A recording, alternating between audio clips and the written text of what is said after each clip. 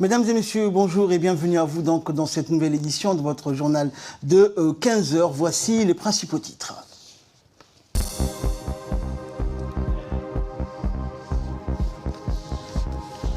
Le président de l'Assemblée nationale et le Premier ministre Abdelkader Kamil en prise aujourd'hui. La séance donc portant pour la rentrée parlementaire. Et à Djibouti, donc d'importantes précipitations ont été enregistrées sur toute l'étendue du territoire national.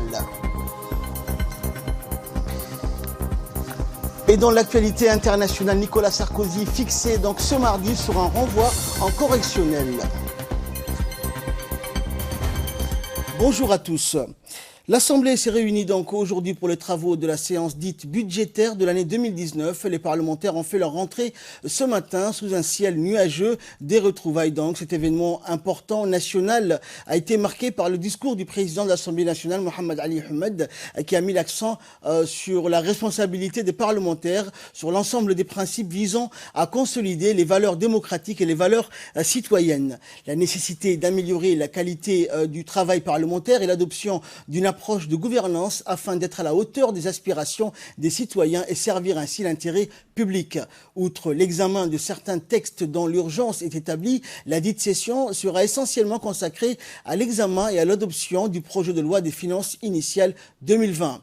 Le président de l'Assemblée nationale, Mohamed Ali Ahmed, a souhaité donc la bienvenue à tous les participants, le Premier ministre, les membres du gouvernement, les parlementaires et invités officiels diplomates, ainsi que la maire de la ville de Djibouti et les responsables régionaux qui ont participé à l'ouverture de la séance dite budgétaire. Les travaux vont durer donc 3 mois et surtout les plus importants de l'année pour le bon fonctionnement de notre pays et de l'institution parlementaire. Le président Ahmed s'est réjoui du retour des parlementaires après les vacances qui ont permis de retrouvailles avec les électeurs de leur circonscription. Une ouverture qui marque la rentrée de l'activité politique du Parlement djiboutien qui va examiner en profondeur le projet 2020.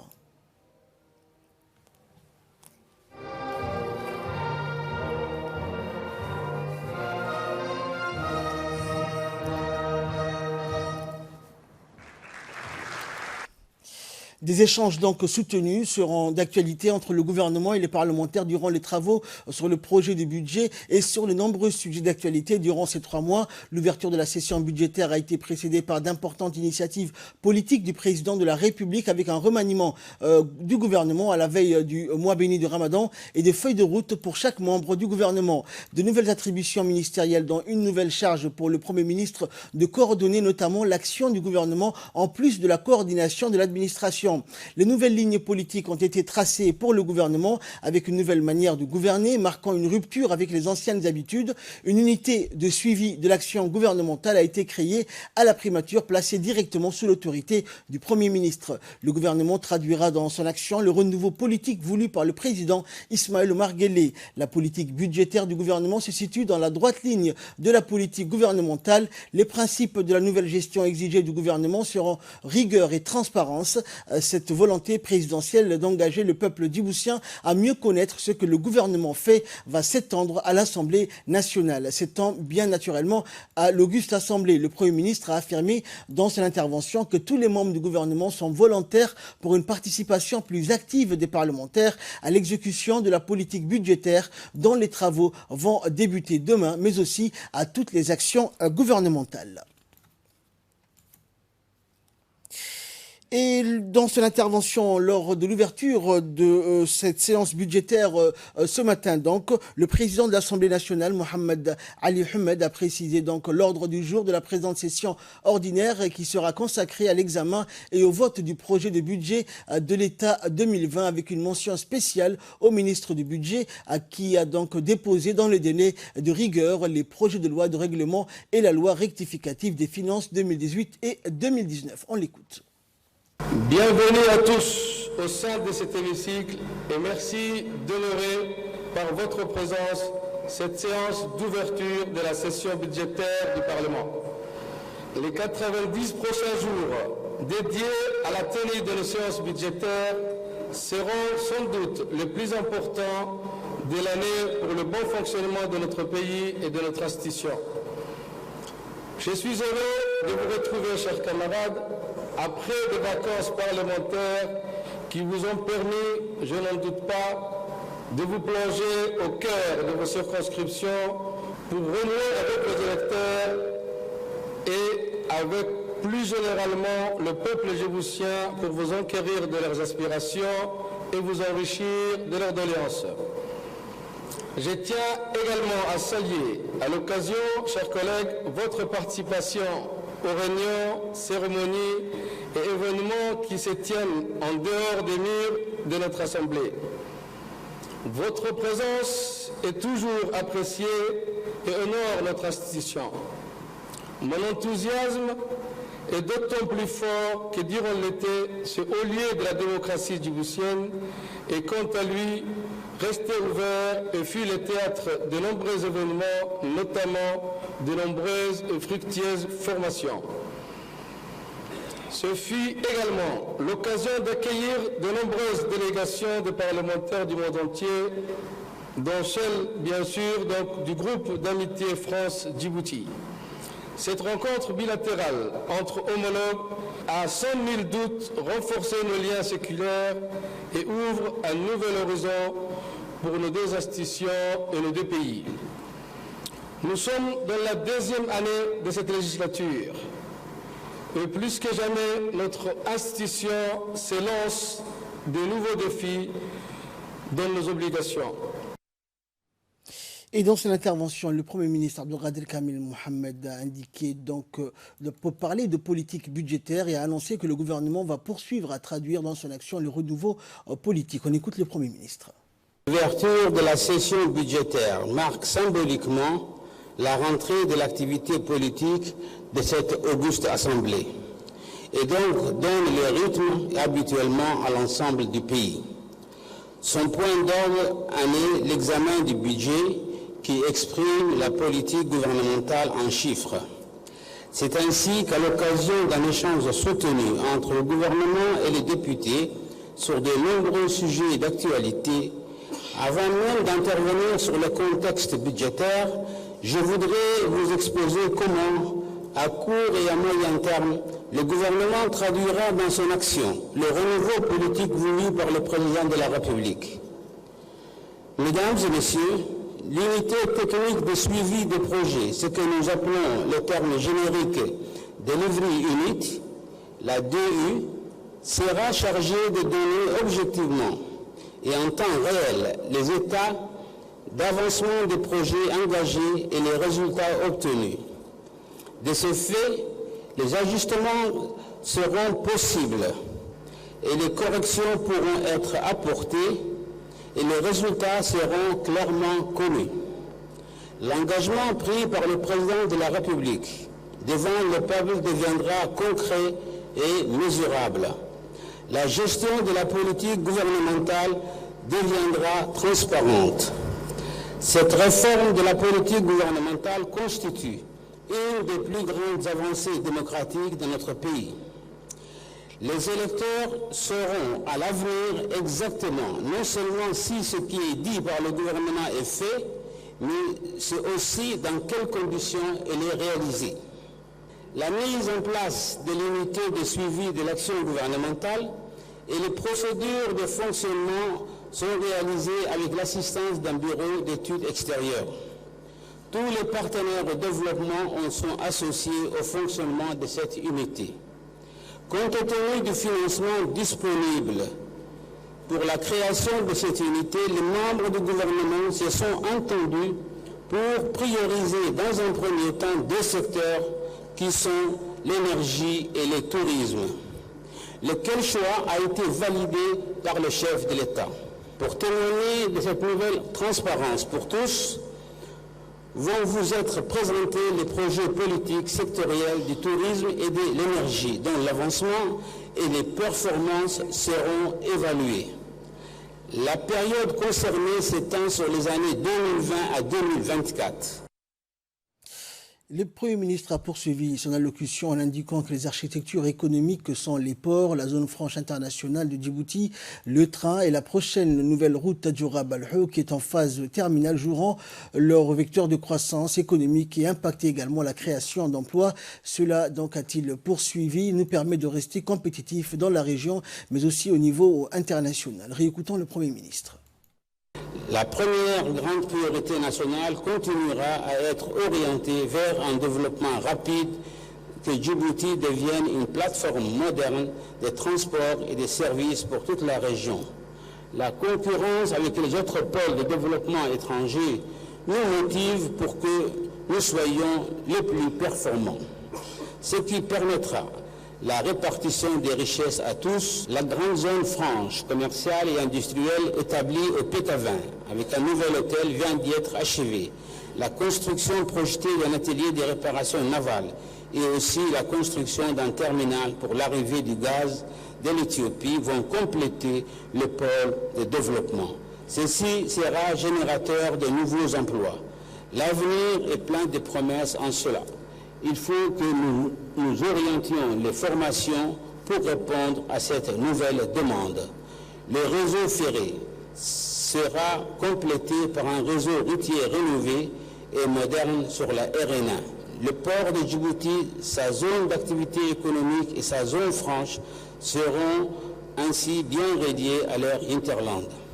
Au nord, à partir du nouveau port de Tadjoura, la route vers Balhou sera achevée dans les prochaines semaines.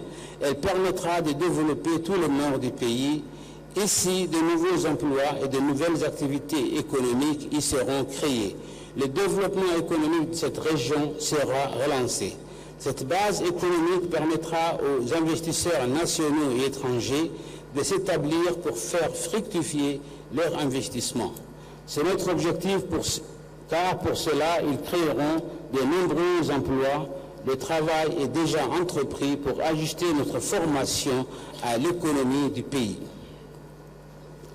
Des commissions interministérielles s'activent pour donner des lignes directrices dans ce domaine. Ainsi, le développement d'un pôle économique des transports, des services, adossé au secteur bancaire et des assurances en pleine expansion, qui sont placés sous le contrôle de la Banque centrale, constitue la base de notre développement économique. Et enfin, dans une troisième partie de son allocution, le Premier ministre Abdelkader Kamil a annoncé que la poursuite des objectifs de développement global, inclusif et de cohésion sociale harmonieuse vont se poursuivre et continueront à agir judicieusement sur plusieurs paramètres. L'adéquation entre la formation et l'emploi, l'amélioration de la santé pour tous et la promotion de la solidarité nationale. Une école de magistrature pour former les juges sera également créée, a poursuivi le Premier ministre que je vous propose de suivre. La seconde grande priorité nationale a trait à l'aide aux populations qui ne sont pas encore insérées dans le développement moderne en cours autour de la capitale ou aux personnes en situation de grandes difficultés ou défavorisées. La santé, l'action sociale, le développement rural, la femme et la famille, la décentralisation en sont le fer de lance. Le secteur de la santé dans son ensemble reste une grande priorité gouvernementale. Ceci permet non seulement à la nation d'offrir les meilleures ressources humaines, mais aussi surtout de répondre au caractère de justice sociale voulu par le gouvernement. La Caisse nationale de sécurité sociale améliore la qualité des prestations servies aux travailleurs et à leurs familles. Sa gestion progresse de façon rigoureuse et constitue ainsi une garantie supplémentaire pour le futur. Les équipes mobiles et la caravane médicale vont continuer, mais de façon plus structurée et à un rythme plus soutenu, pour atteindre les campements les plus éloignés. L'objectif du président de la République d'atteindre la couverture sanitaire universelle, quel que soit le moyen financier et quel que soit le lieu d'habitation, devient ainsi une autre promesse en voie d'être tenue. Mesdames et messieurs, c'est avec ces perspectives politiques que le projet de budget pour l'année 2020 a été construit. Son objectif est de soutenir la politique gouvernementale sur le court terme, il doit être placé dans la perspective du budget définitif de 2018 et la loi des finances rectificative de 2019. Deux projets de loi qui seront soumis à votre vote très prochainement avant la loi des finances 2020.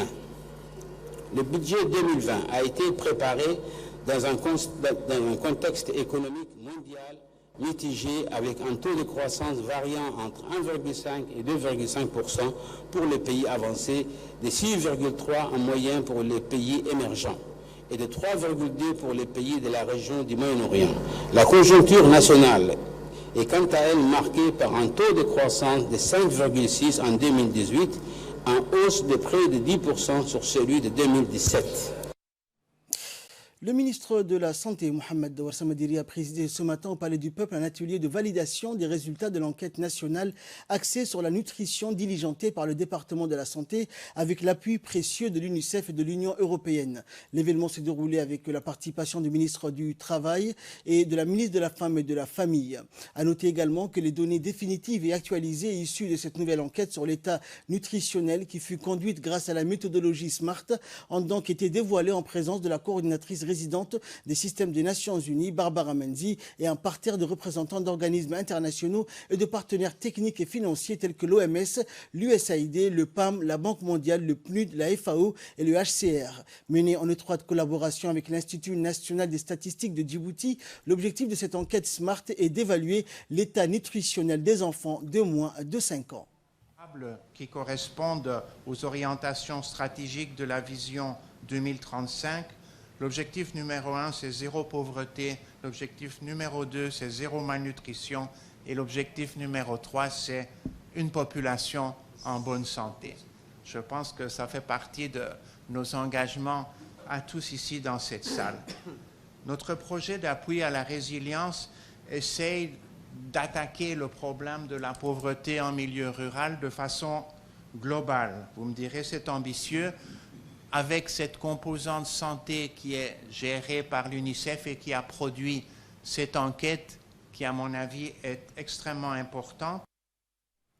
Et dans son intervention, la représentante de l'UNICEF, Melva Johnson, s'est félicitée du travail remarquable entrepris par le ministère de la Santé et l'Institut national des statistiques dans la réalisation de cette enquête. Nous l'écoutons.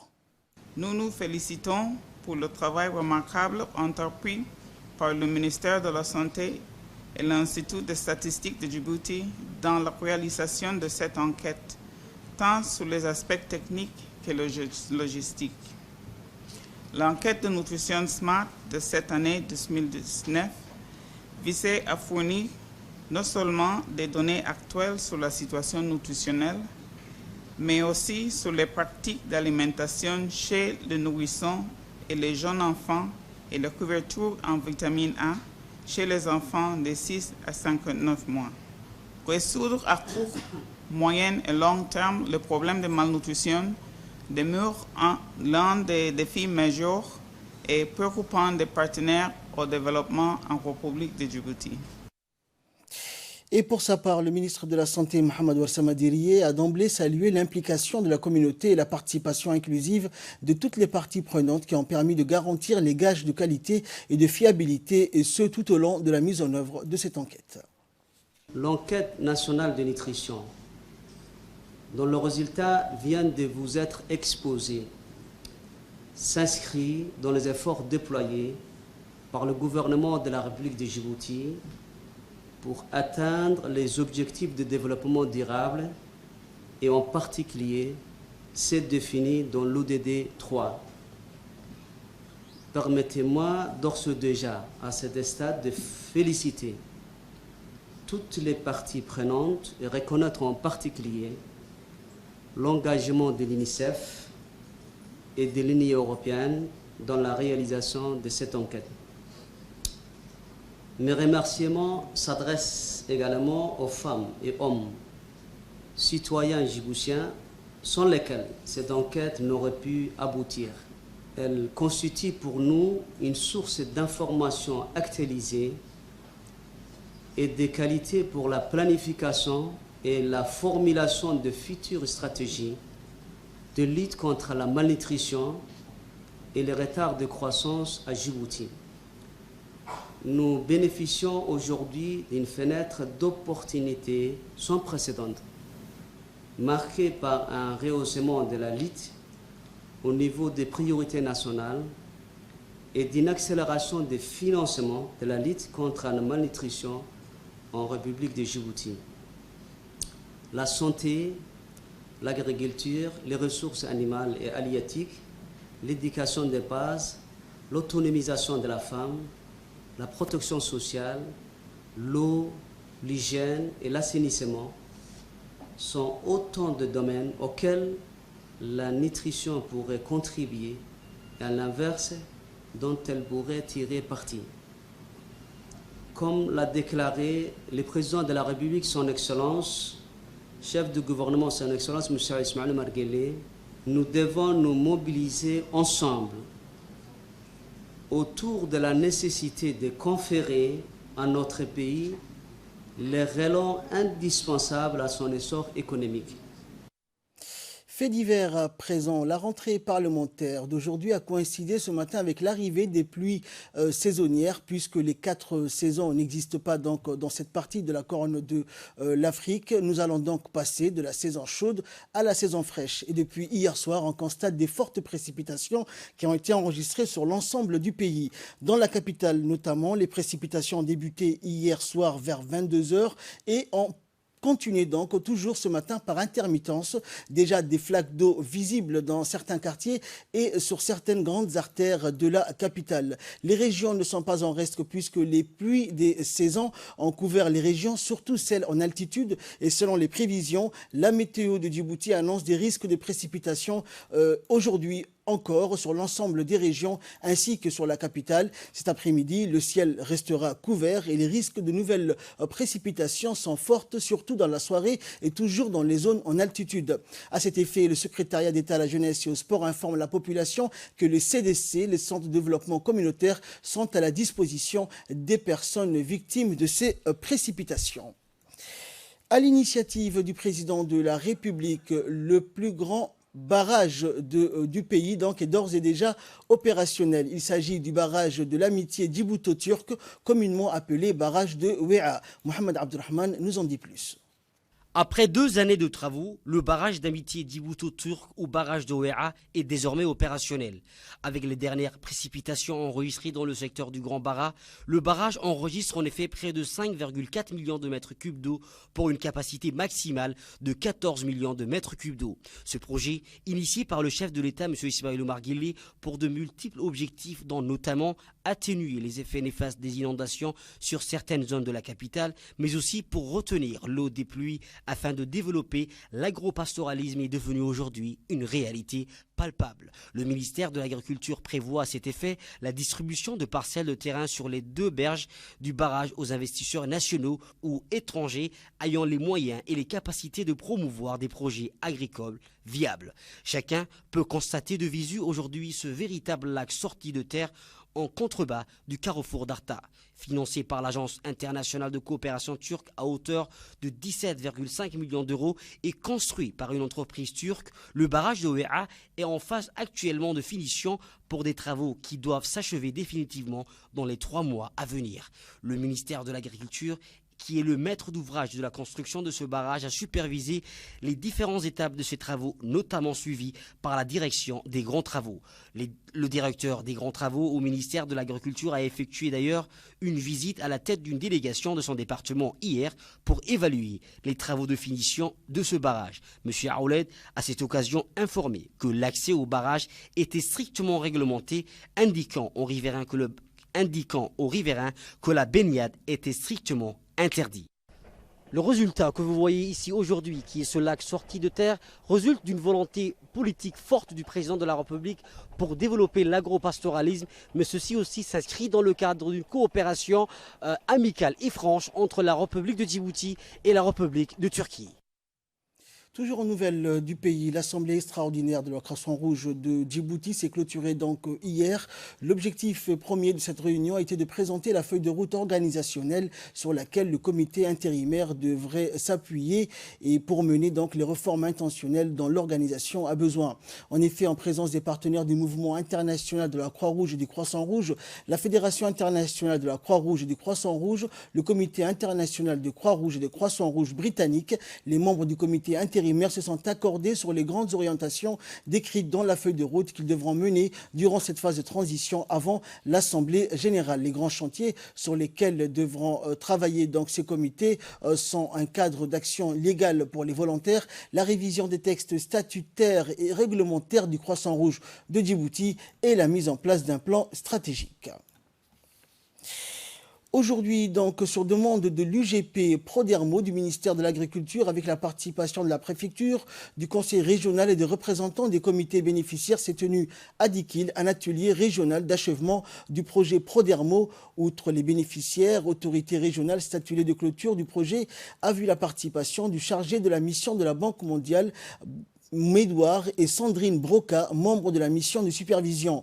L'objectif étant d'évaluer les réalisations du Prodermo, d'apprécier les effets et impacts du Prodermo dans le parcours pastoraux d'intervention et au niveau des bénéficiaires, surtout d'évaluer la durabilité des acquis et les moyens de le conforter. Au terme des travaux de groupe et lors des restitutions en séance plénière, les bénéficiaires issus des différents parcours pastoraux ont tour à tour exprimé leur satisfaction et ont souhaité que ce projet valorise donc les investissements par le développement de l'agriculture combinée de l'élevage pour consolider les acquis du projet.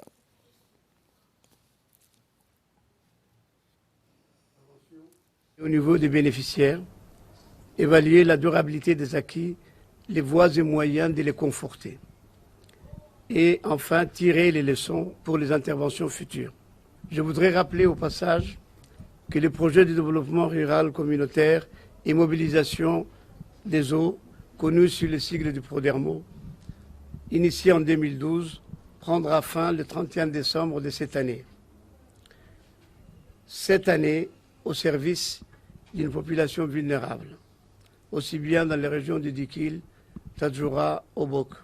Compte tenu de la pertinence de ces projets, donc, il y a eu, le financement a été renouvelé à 3 reprises. Financement initial, financement additionnel et financement additionnel 2.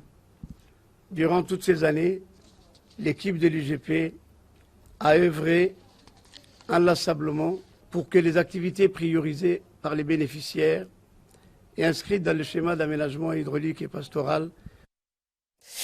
Et à présent, je vous propose de suivre l'intervention du chargé de mission de la Banque mondiale à Djibouti, Mohamed Médouard.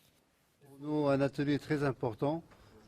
Parce que dans tous les projets de la Banque mondiale, il est important d'écouter les bénéficiaires pour savoir l'impact des projets qui ont été cofinancés par la Banque mondiale en collaboration avec le ministère de l'Agriculture, parce qu'on est tous là à votre service pour répondre à vos besoins. Donc cet atelier est très important pour nous. On a avec nous donc un consultant, M. Jean-Charles, qui a été recruté par le ministère de l'Agriculture pour faire cette évaluation. Il va animer cet atelier pour recueillir les opinions, les points de vue des bénéficiaires.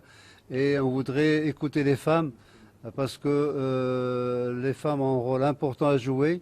On a aussi avec nous donc, la consultante sur la nutrition et le genre, puisque le Prodermo a une grande importance à cet aspect-là.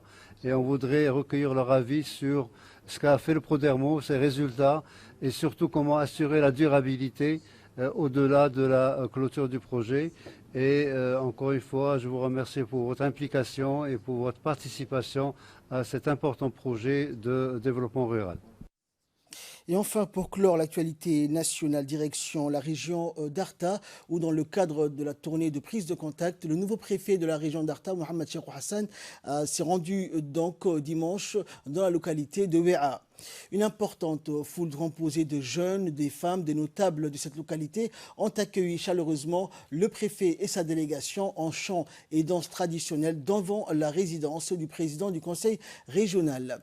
Le préfet était également accompagné durant cette tournée du président du conseil régional, du député de la région, des officiers de la gendarmerie, du camp militaire Waïs Adjab ainsi que du délégué du médiateur d'Arta. Une réunion de présentation s'en est suivie et a lieu dans le salon. Ensuite, le préfet s'est entretenu avec les notables et les femmes tout en les remerciant de l'accueil chaleureux qui lui a été réservé. Et enfin, le nouveau préfet d'Arta a visité l'école fondamentale et le centre de santé de la localité de Ouéa. Cette étape s'inscrit dans le cadre des rencontres avec la population des différentes localités de la région et la prochaine étape de la tournée du nouveau préfet de la région d'Arta sera la sous-préfecture de Karta PK51.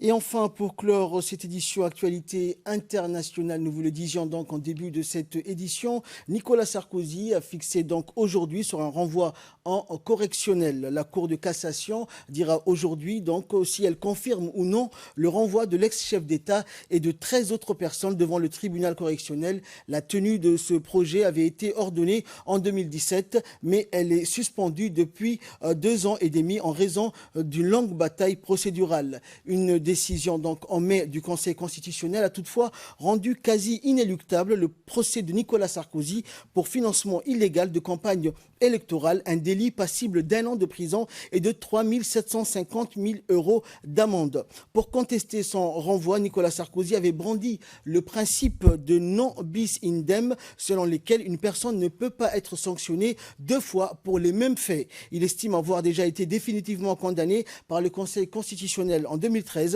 L'instance avait alors confirmé le rejet de ses comptes à cause de ce dépassement qu'il avait dû rembourser. Retiré de la vie politique depuis 2016, Nicolas Sarkozy sera également jugé au cours des prochains mois dans le cadre de l'affaire des écoutes téléphoniques. Il est accusé notamment de corruption et de trafic d'influence. C'est ainsi que prend fin cette édition. Merci à vous donc de nous avoir suivis. Restez avec nous. Le programme continue sur Télé Djibouti.